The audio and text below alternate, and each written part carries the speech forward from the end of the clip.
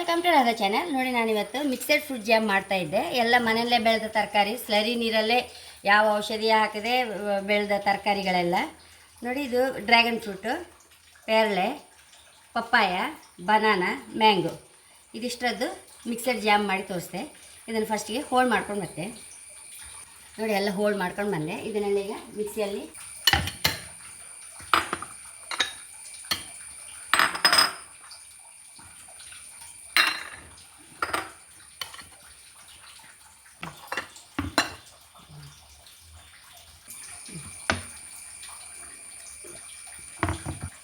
ಇಷ್ಟು ದೊಡ್ಡ ಬೆಲ್ಲ ಹಾಕೊಂಡಿದೆ. ಇದನ್ನೀಗ ಒಲೆ ಮೇಲೆ ಇಟ್ಕೊಂಬ.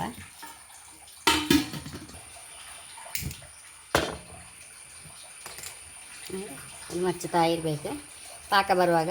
ಮತ್ತು ನಾನು ಸಕ್ಕರೆ ಬೆಲ್ಲವೇ ಇಷ್ಟ ಆಗ್ತಲ್ಲ ಎಲ್ಲರಿಗೂ. ಏನು ನಮ್ಮ ಟೇಸ್ಟಲ್ಲಿ ಏನು ವ್ಯತ್ಯಾಸ ಗೊತ್ತಾಗ್ತಿಲ್ಲ, ಅದಕ್ಕೆ ನಾನು ಬೆಲ್ಲ ಹಾಕ್ಕೊಂಡಿದ್ದೆ. ಏನು ಆಗುವಾಗ ತೋರಿಸ್ದೆ. ಆತ ಬಂತು. ಒಂದು ಬೌಲಿಗೆ ಹಾಕೊಂಬ ಇದನ್ನೀಗ.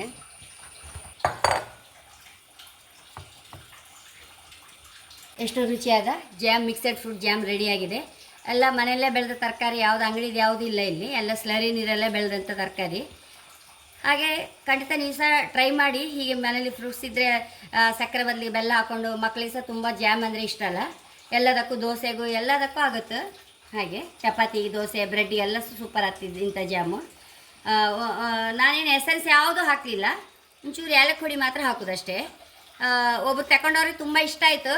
ಹಾಗೆ ಹಂಗಾರೆ ಖಾಲಿ ಆಯಿತು, ಇನ್ನೊಬ್ರು ಆರ್ಡರ್ ಕೊಟ್ಟರು, ಅದಕ್ಕೆ ಮಾಡಿದ್ದು ನಾನು.